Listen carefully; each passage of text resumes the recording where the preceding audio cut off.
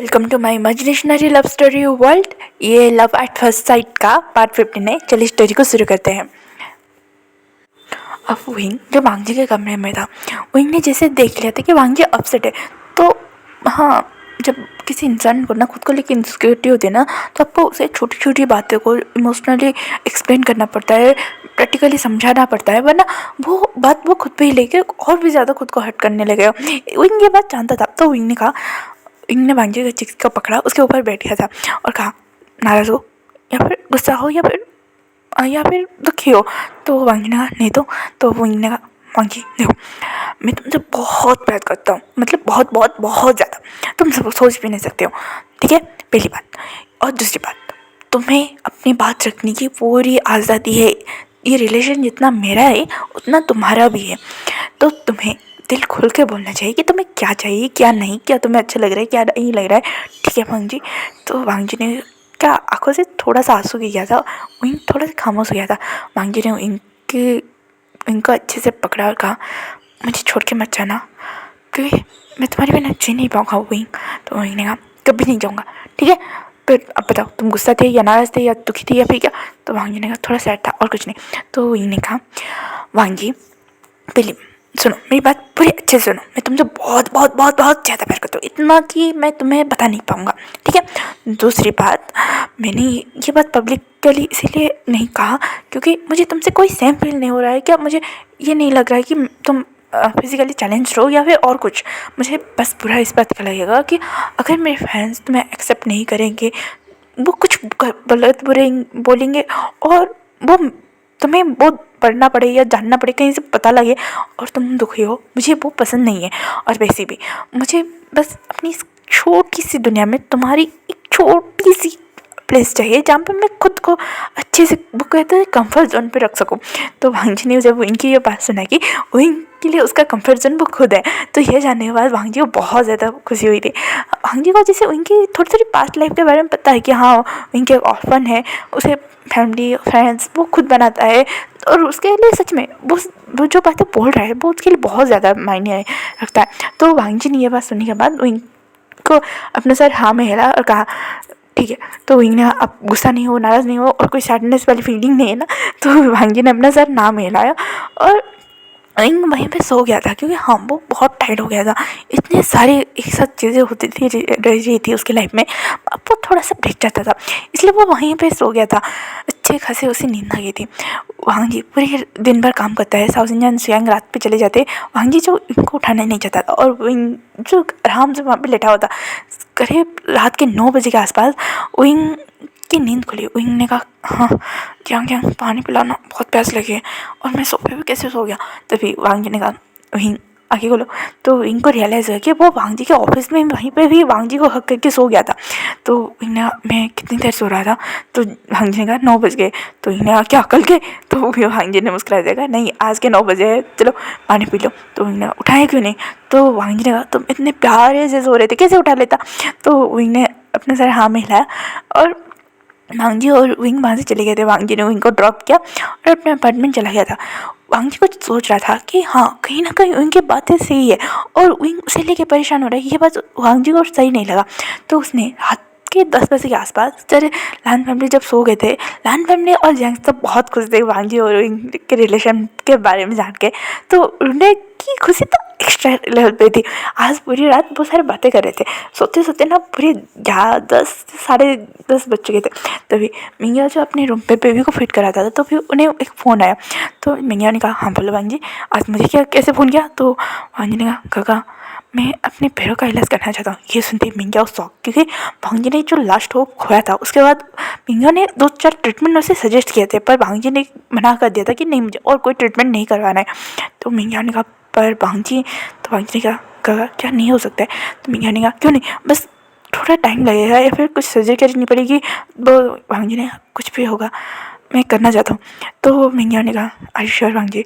तो वांगजी ने कहा, एक बात तो ट्राई करने में क्या जाता है। तो मिंगिया फिर से वो पुराने वाले वांगजी के जो वॉइस टोन था, जो पर्सनैलिटी थी, वो सेंस कर पा रहा था। और इस बार मिंगिया थोड़ा कहते हैं ना कॉन्फिडेंस लेवल इस बार 100 था कि हाँ इस बार वांगजी शायद ठीक हो जाए।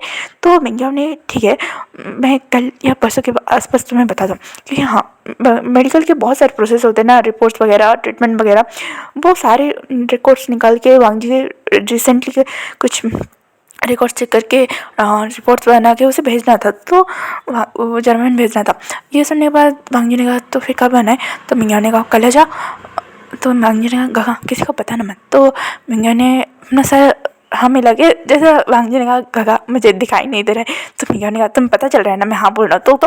तो वांगजी ने कहा ठीक है काम ये कह के उसने फ़ोन कट कर दिया। और उनकी जो एक बड़ी सी तस्वीर जो वांगजी ने वहीं पे लगाई थी कि किसी को नज़र में ना आए, और इनको भी पता नहीं चला था कि वांगजी ने इतनी बड़ी तस्वीर अपनी वांगजी के घर पे लगी हुई है।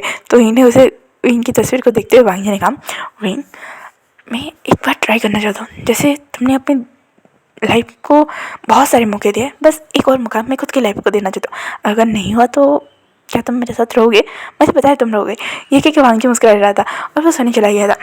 यहाँ पे दूसरी विंग को इसके बारे में कोई आइडिया नहीं, क्योंकि हाँ वांगजी चाहता था कि अगर ये जो ट्रीटमेंट है वो सक्सेस हो जाए तो वो इनको सरप्राइज़ देगा, अगर नहीं हुआ तो ठीक है इनको बताएगा कि वो फेल हो गया। उसके दिमाग में ये था। यहाँ पे विंग जो अपने काम को लेकर बहुत ज़्यादा पैशनेट हो गया था, क्योंकि एक जिम्मेदारी आ जाती है कि आपके फैंस आपको ऊपर ट्रस्ट करे, भरोसा करे, तो आपको उसकी रिस्पॉन्स देना पड़े, बहुत सारी चीज़ें हो जाती हैं। ये सुनने के बाद विंग और उसकी पूरी टीम काम पे लग चुकी थी। इसके दौरान जियांग के हाथ में उसका आना जाना बंद हो गया था। जियांग मैडम मेरे को तो गुस्सा आ रहा था, फिर भी अपने बच्चों की सक्सेस को देख के बहुत ज़्यादा खुश थे। तो वह अपने अपने लाइफ में बहुत ज़्यादा बिजी हो गए थे। और वांगजी का 2-3 दिनों का तक रिपोर्ट के जो प्रोसेस थे वो चल रहे थे। और हाँ रिपोर्ट पॉजिटिव वे में आए थे कि हाँ अभी भी वांगजी के लेग्स ठीक कर सकते हैं, कि 1-2 सर्जरी करनी पड़ेगी और उसके बाद फिर थेरेपी लेने के बाद वांगजी ठीक हो जाएगा। ये सुनने के बाद मिंग्याओ ने जैसे ये बात बताई तो वांगजी ने कहा मुझे तुरंत निकलना होगा गगा। तो मिंग्याओ ने कहा हाँ पर इनको बता के जाओ। तो वांगजी ने कहा मेरे पट्टी का आने पर मैं उसे सब कुछ बता दूंगा। तो मिंग्याओ ने कहा हाँ ठीक है 2 महीने है तुम रिकवर भी हो जाओगे, शायद एक स्टिक के थ्रू चलने भी लगो। तो वांगजी ने इसे जो आंसर सुना तो मिंग्याओ ने कहा अब क्या जाने के कब पा रहे हो? तो विंग ने कहा विंग को पता है कि बिना कैसे जाओगे और सबको कैसे तुम चुप कराओगे? तो वांगजी ने कहा वो मैं हैंडल कर लूँगा, ये उनके लिए सबसे बड़ा सरप्राइज़ होगा। पर उसकी टीम को भी मत बताना, वरना वो लोग ना उनसे एक बात नहीं छुपा पाएंगे। तो ये सुनिए मिंग्याओ ने सारे फैमिली मेम्बर को बता दिया था, जियांग को, लैंस को और उसके दोस्तों को। वो सारे खुश थे, बहुत ज़्यादा खुश थे कि हाँ वांगजी ने फिर से अपने पैरों के ट्रीटमेंट के लिए मान गए। क्योंकि वांगजी ने जैसे होप छोड़ दिया था, जैसे सब कुछ छोड़ दिया था। वो कितने बार उसके फैमिली मेम्बर उसके दोस्त बोल चुके थे कि एक बार ट्राई करो क्या जाता है, पर वांगजी ने जैसे मना ही कर दिया था। पर उनके लिए वो ये कर रहा है, ये जान के बहुत सारे लोग बहुत खुश थे। थाउजेंड का काम था कि वो उनको ऐसे उलझाए कि वांगजी सच में किसी बिजनेस ट्रिप पे गया है। और न्यूज़ एंड सॉन्गलैंड वांगजी के साथ जाने वाले थे। सॉन्गलैंड ने कहा था कि मैं वांगजी के साथ चला जाता हूँ, तो न्यूज़ ने कहा बिल्कुल नहीं, अगर विंग को पता चला ना वो पीछे पीछे करके कहीं पे भी आ जाएगा, तुम यहीं पे रुको काम संभालो, मैं और वांगजी वहाँ पे जाते हैं। वैसे भी 2 महीने की बात है और तुम अप एंड डाउन होते रहना ठीक है। और वैसे भी विंग वांगजी से बात ही कर सकता है, पर बस जान नहीं सकता है ना वांगजी कहाँ पे। तो यह जानने के बस सारे ने प्लान वगैरह कर दिया था कि विंग को सरप्राइज़ मिलेगा। तो ये सारे अपने में लगे थे। यहाँ पे विंग के और विंग को उनकी टीम को किसी को आइडिया नहीं कि वांगजी क्या करने वाला है। ये सारे अपने काम पे व्यस्त थे। विंग ने जब पूछा कि अगले संडे का क्या, तो वांगजी ने कह दिया कि नहीं इस संडे नहीं हो पाएगा, बहुत इंपॉर्टेंट मीटिंग है, मुझे और न्यूज़न को आउट ऑफ कंट्री जाना पड़ेगा। तो ये जानने के बाद विंग थोड़ा सैड तो हो गया, पर वांगजी ने जैसे तैसे करके विंग को समझा दिया था, तो विंग भी मान गया था। इन 1 महीने के अंदर उसके फैंस बढ़ रहे थे कि आपके लान बांजी के साथ 5 इंटरव्यू होने वाला था, 3 हो गया, 2 कहाँ पे, क्योंकि 2 संडे जाने वाला था। उन्होंने पहले ही सबको लाइव आके बता दिया था कि ऐसी प्रॉब्लम है, तो वो ऐसे शूट वगैरह नहीं कर सकते थे। तो उसके सारे फैंस अलग कंटेंट के लिए डिमांड करने लगा और विंग एक के बाद फनी कंटेंट बहुत सारे कंटेंट ला रहा था। पर हाँ इन दौरान विंग की तबीयत में थोड़ी सी तो कहते हैं ना दिखाई दे रही थी कि चेंजेस आ रहे थे। विंग के क्या, यहाँ तक कि यानली और जो थे साउजिनजान, उन्हें पता चला कि वो प्रेग्नेंट है।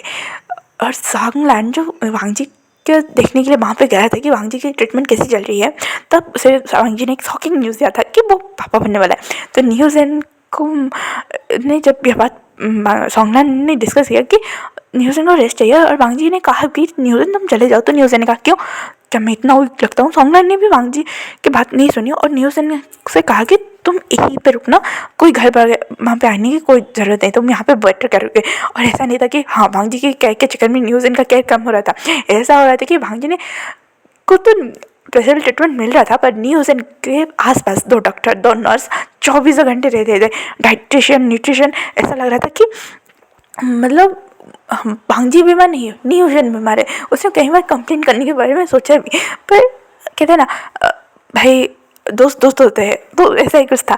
और सोंगलान ने जब वांग जी की ऐसी ट्रीटमेंट देखी तो वांग जी ने सोंगलान ने कहा बेस्ट थैंक यू, मैं तो ऐसे कह नहीं कर सकता। तो न्यूज़ ने कहा क्या कहा? तो सोंगलान ने कहा अरे भाई सच्ची है, मैं ऐसी कह ही नहीं कर पाता तुम्हारी, मैं तो तुम्हारे पास ही रहता ना। पर वांग जी ने जो ट्रीटमेंट दिया तुम्हारे लिए भाई उछल कूद करने वाले एक क्या कहते हैं उसे गिलेरी तरह यहाँ वहाँ यहाँ कूदते रहते हो, यही तुम्हारे लिए सही है। तो न्यूज़ ने कहा सोंगलान, तो वांग जी ने कहा क्या न्यूज़ है, अगर मेरी वजह से तुम्हारे बेबीज़ को कुछ हो गया तो मैं क्या करूँगा? तो न्यूज़ ने भी कुछ नहीं किया था और वांग जी को भी पता चला कि भाई साउथ इंडियन भी प्रेग्नेंट है। ये बात जान के वांग जी को भाई मेरे दो का दोस्त एक साथ प्रेग्नेंट, भाई इनके बच्चे के साथ खेलने में बड़ा मजा आएगा। तो न्यूज़ ने कहा हाँ अभी हमारे बच्चे के साथ खेलो, वक्त आने पर तुम्हारे बच्चे के साथ खेल देना। ये क्योंकि वो वांग जी की टांग खिंचाई कर रहा था। यहाँ पे जो उनकी तबीयत थोड़ी सी चेंज हो रही थी, पर कहते ना हैप्पीनेस के चक्कर में आप आपके ऊपर ध्यान देना भूल जाते हो, वैसा ही कुछ था वो इनके केस में। उसके आसपास इतनी सारी हैप्पीनेस थी कि वो सब कुछ मतलब अपने बॉडी को नेग्लेक्ट कर रहा था और अपने काम को बहुत ज़्यादा प्रायोरिटी दे रहा था। मिया और वैंकिंग को यांग चैंग और मैनिंग ने बहुत एक ग्रैंड तरीके से प्रपोज किया था मैरिज के लिए, और वो सारा जो था लाइव टेलीकास्ट हो रहा था यूट्यूब में। और भाई जो व्यूज़ आ रहे थे, मतलब कहते हैं ना यूट्यूब के लिए बड़ी बड़ी बात होती है, तो वैसा ही कुछ चल रहा था। और वैंकिंग और मैमा ने एक साथ हाँ बोला था और उसी वक्त उन्होंने एक चीज़ रिवील किया था जो सिर्फ एक मिस्ट्री बन के रह गया था व्यूज़ के लिए, और क्योंकि वो उन दोनों ने कान में भी बात बोली थी। तो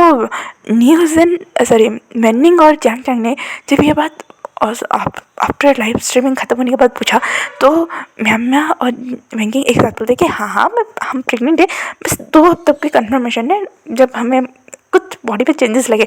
तो वही ने कहा कैसे चेंजेस? तो म्यामा और वैंकिंग अपने बॉडी के चेंजेस से बोल रहे थे, तो वही ने कहा ऐसे चेंजेस तो मेरे अंदर भी हो रहे, तो क्या मेरे, तो इन्हें ये बात को उस समय जान ही दिया था। कहा था नहीं ऐसा हो ही नहीं सकता, क्योंकि हाँ उन्हें विंग का अच्छे से याद है कि मतलब उसे अच्छे से या सही से याद नहीं है कि उसने पिल्स लिया था या नहीं, उसे कुछ सही से याद नहीं है। तो उन्होंने कहा नहीं ऐसा हो ही नहीं सकता, मुझे जहाँ तक याद है मैंने पेन कलर से तो वो पिल्स ही रहा था, क्योंकि मैंने वांग जी से कहा था मुझे अभी बच्चे नहीं चाहिए। तो वांग जी ने भी एग्री किया था। तो क्या उन्होंने 1-2 बार सोचा, फिर कहा नहीं ऐसा हो ही नहीं सकता। तो ये कहने के बाद उन जो अपने कामों पे फिर से लग चुका था, पर हाँ उसकी बॉडी बोल रही थी कि नहीं तुम वीक हो रहे हो, क्योंकि हाँ अर्ली स्टेज प्रेगनेंसी में ना थोड़ा होता है कि हाँ आपको बहुत ज़्यादा ध्यान रखना पड़ता है। 3 महीने की प्रेगनेंसी, उसके बाद लास्ट के 2 मंथ बहुत ज़्यादा केयरफुल होने पड़ते थे। तो इसीलिए तो उन्हीं ने वांग जी के आने के 2-3 दिन पहले ही अपना चेकअप कराया था और उसे पता चला था कि वो प्रेग्नेंट है। वो इतना ज़्यादा खुश था कि वो ये बात अभी फ़ोन करके वांग जी को बताना चाहता था, पर वो रुक गया, क्योंकि उसे पता है कि वांग जी के लिए सबसे बड़ा बर्थडे गिफ्ट यही होगा उसके लिए। वो बहुत ज़्यादा खुश था, क्योंकि वांग जी ने कहा था कि मैं अपने बर्थडे पर वापस आ रहा हूँ और तुम्हारे लिए गिफ्ट भी लेके आ रहा हूँ। विंग ने कहा बर्थडे तुम्हारा है गिफ्ट मेरे लिए, तो वांग जी ने कहा तुम भी खुश हो जाओगे। तो ये सुनने विंग ने ज़्यादा रिएक्ट नहीं किया था कि हाँ वांग जी उसे कुछ ना कुछ गिफ्ट करते रहता है, और बहुत सारे गिफ्ट बहुत अच्छे होते हैं, बहुत प्यारे होते हैं, बहुत इमोशनल होते हैं। मतलब कहते हैं ना आप किसी को दिल से गिफ्ट देना चाहो और वो उसके दिल को छू जाएगा, वैसे उस वाली गिफ्ट होते थे विंग के लिए। तो विंग ने ज़्यादा कुछ चेक नहीं किया था और उसने भी वांग जी बहुत सारे गिफ्ट प्रोवाइड थे, पर विंग ने कहा कि ये सबसे बड़ा गिफ्ट होगा वांग जी। तो विंग जो वांग जी के आने की खुशी में बस 2-3 दिनों से लैंड हाउस में, ऐसा नहीं था कि सिर्फ विंग खुशी था, पूरे जहांग भी वहाँ पे शिफ्ट हो चुके थे कि बहुत बड़ा ग्रैंड सेलिब्रेट होने वाला था। क्योंकि वांग जी ने इन 5 सालों के एक्सीडेंट के चलते, इन सब के चलते वो पहली बार अपने बर्थडे सेलिब्रेट के लिए माना है, तो बहुत बड़ा ग्रैंड सेलिब्रेशन होने वाला था। सारी तैयारी जैसे विंग अपने हाथों से कर रहा था। सारे फैमिली मेम्बर्स घर पे बैठे थे।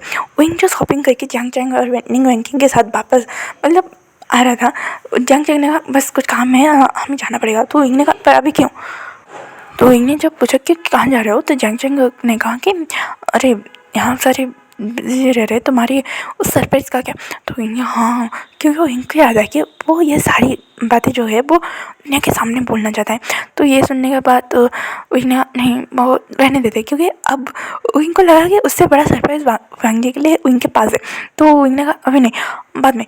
तो विंग ने जंग देने पर क्यों, तुम तो बहुत एक्साइटेड थे। तो विंग ने कहा मुझे उससे भी अच्छी चीज़ मिली वांग जी को गिफ्ट करने के लिए। तो जंग चंग ने कहा तुम भी ना। तो विंग ने कहा फिर भी तुम बैकअप के लिए ना इसे रख, मतलब तैयार करके रखो। तो जंग ना विंग तुम बहुत कंफ्यूजिंग हो। तो विंग हाँ जंग प्लीज़ मान जाओ ना। तो जंग ने कहा अच्छा भैया ठीक है। और तभी विंग ने कहा मैं ठीक है, मैं विंकिंग और मैम का अच्छे से ध्यान रखूँगा, और हाँ तुम्हारी प्यारी से बेबीज़ को कुछ नहीं होने दूँगा जो अभी टमी के अंदर है। तो ये सुनने के बाद विंकिंग और जंग बोले तुम भी ना विंग। ये कह के वो दोनों वहाँ से निकल चुके थे। और यानली मतलब सारे एल्डर्स वहाँ पे लगे पड़े थे काम करने में। म्याम्या विंकिंग और वहाँ पे थे मैडम वो लानी लैंडी और लानकुरन देगुचन और जंग फेमा, वो वहाँ पे थे अरेंजमेंट्स को हैंडल करने के लिए। वो सारे अभी ब्रेक लेके वहाँ पे टी एंजॉय कर रहे थे। बाकी सारे अपने अपने काम से वहाँ से निकल चुके थे। और उनकी इलनेस के बारे में सिर्फ मतलब उसकी जो उस बैड मेमोरी को लेके जो उसे सपने आते हैं वो सिर्फ उसके और यानली से जो और जंग के बीच में ही बात है। और विंकिंग को भी इतना डिटेल्स में नहीं पता है, बस उसे ये पता है कि विंग को बैड ड्रीम्स आते हैं और कुछ नहीं, बस इतना ही पता है उसे। वो वहाँ पे जा रहे थे विंग जो सबका हैप्पीली वहाँ पे जैसे रख के दिखा रहा था कि वो क्या लाया भांग जी के लिए ये वो वगैरह, वो सारे दिखा रहा था। तो मैडम ने कहा यहाँ पे आओ। तो विंग लानी के पास वहाँ पे बैठ गया और कहा विंग तुम बताएं वांग जी ना पिछले 5 सालों से उस एक्सीडेंट के बाद मतलब जैसे अपना बर्थडे भूल चुका था, क्योंकि वो क्योंकि उसका जो एक्सीडेंट हुआ था ना विंग, वो उसके बर्थडे के 1 महीने पहले ही हुआ था। तो विंग जो गिफ्ट्स को सही से रख रहा था उसके हाथ रुक गए, क्योंकि हाँ वो मैडम लानी के पास बैठ के भी सारी चीज़ों का अरेंज कर रहा था, वो रुक गया। और मैडम लानी की बात को ध्यान से सुनने लगा कि 5 साल पहले उसे भी कुछ बहुत डेट याद आया, क्योंकि हाँ उसे भी कुछ मिलता जुलता डेट याद आ रहा था, और वो भी एक एक्सीडेंट ही था। तो उन्होंने बड़े ध्यान से मैडम लानी की बात सुनने का फैसला किया। उन्होंने कहा कौन से डेट पे हुआ था। तो मैडम लानी ने कहा अरे बोला ना जुलाई के शुरुआती दिनों में, या फिर जून, हाँ जुलाई के शुरुआती दिनों में 1 या 2 तारीख को हुआ था। वो भयानक हादसा कोई नहीं भूल सकता। उसमें भांग जी के पेरेंट काम करने आए, वो तो पूरे 15 दिनों को तक आईसीयू में रहा था। वो ये बात सुनते ही इनके जैसे हाथ थोड़े थोड़े काँपने लगे थे। फिर भी इन्हें हिम्मत करके पूछा हाँ आंट वो एक्सीडेंट प्लेस कहाँ पे था। तो मैडम नानी ने कहा लेक के जो एक विलेज के होके जाता है लेक एरिया, उस तरफ था। वांग जी किसी मीटिंग को अटेंड करके वापस आ रहा था, एक कार से बहुत बड़ा भयानक एक्सीडेंट हुआ है। हमने बहुत पता करने की कोशिश की किसके साथ किसका मतलब एक्सीडेंट हुआ, पर कुछ पता ही नहीं चला। तो ये बात जानते ही विंग जो दंग रह गया था, विंग मतलब शॉक में रह गया था कि वो एक्सीडेंट वो कैसे भूल सकता है वो एक्सीडेंट को। उसने ही तो इम्पल्सिव होके वो कार चढ़ाया था और वो ब्लास्ट हुआ था। हाँ जंग ने बताया था किसी की जान नहीं गई, पर जंग ने पूरी बात नहीं बताई थी। और उसके 15 दिनों के बाद जंग ने विंग बस सोचे जा रहा था। तो मैंने कहा अरे आजकल के बच्चे भी ना किसी का चल रहे थे, पता ही नहीं। पता है विंग ने भी एक बार कार ठोक दी थी, बहुत तो अच्छा हो किसी पेड़ को जाके ठोका था। तो मैडम लानी ने कहा विंग अपना ध्यान रखा करो। तो विंग ने कहा बहुत पुरानी बात है, नहीं घर चला था तब की बात है। तो मैडम नानी ने अच्छा तब की विंग को हाँ उस दिन के बाद से विंग को थोड़ा सा फोबिया रह गया था कि कार चलाने को। पर विंग खुद को स्ट्रॉन्ग दिखाने के लिए जंग और अपने दोस्तों को परेशान ना करने के लिए विंग ने बहुत स्ट्रॉन्ग दिखाया था। और हाँ 2 सालों के अंदर उसने अपने फोबिया को कंट्रोल में ला लिया था एक साइकियाट्रिस्ट को दिखा के। और वो पर उस साइकियाट्रिस्ट ने कहा था अगर आपको कभी भी ऐसे डरावने सपने आए या फिर नींद ना आए तो आप ये स्लीपिंग पिल ले जाते। तो विंग अभी जो वो स्लीपिंग पिल को यूज़ भी कर रहा था। विंग बस वहाँ से उठ गया और कहा मैं आता हूँ, वो क्या है ना मुझे काम में मैं भूल गया था। तो मैं ये कहने के बाद वो मैडम नानी ने अच्छा ठीक है पर हाँ अपना ध्यान रखना और गाड़ी संभल के चलाना, ठीक है। तो क्योंकि हाँ एक डर रहता है ना कि एक बार ऐसा हो चुका है दूसरी बार ना हो, इसलिए तो इन्होंने कहा हाँ एंड विंग वहाँ से निकल गया। उसने उस समय कार को उसके कार को उसने ओपन करने के बारे में सोचा भी नहीं, क्योंकि हाँ वो इतना डर चुका था कि उसके हाथ काँप रहे थे। उसे पता है कि इस हालत में वो कार का कुछ भी उसने वांगजी की जो कार है जो अब वांगजी के बाद वो कोई नहीं यूज़ करता, तो उसने वहाँ पे बैठा और कहा वो लेक एरिया के पास वाले पार्क में ले सकते हो अंकल। तो ड्राइवर अंकल ने जब ये बात सुनी तो उसने अपने सारे हाँ में आला और वो इनको वहाँ से लेके उस पार्क में आ गया था। तो आज का पार्ट यहीं पे खत्म होता है, फिर मिलेंगे कल के पार्ट में। Thank you for watching, comment करो, लाइक करो, शेयर करो and enjoy the story. Thanks for watching, bye bye cuties and स्वीटीज।